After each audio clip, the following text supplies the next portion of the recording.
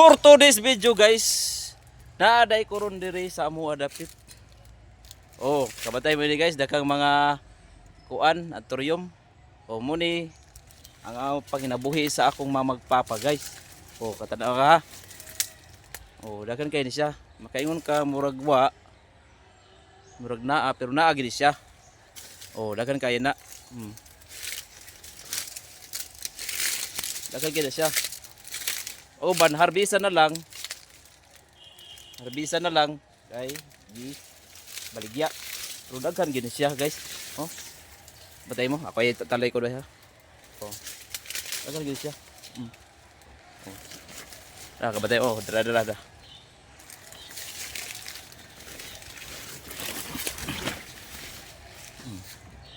Daghan gid siya dara. Kabantay man ni guys nga murag naa namin siya sa kakahuyan. Murag naa siya sa ilawom sa kakahuyan. Kay kon maguni siya ng kinahanglan ni siya nga ang iyang temperature dili ingon nga init, dili ingon nga bugnaw. Dapat di murag dili siya ingon nga direct sa adlaw ba. Kay aron di siya masunog, di siya mapagod. Oh. Batay mo. Daghan gid siya. Wala dire, da. Muna kinahanglan usahin siya nga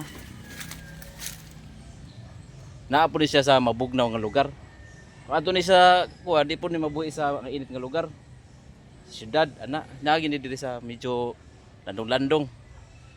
Ya, di po direct sa adlaw. Oh.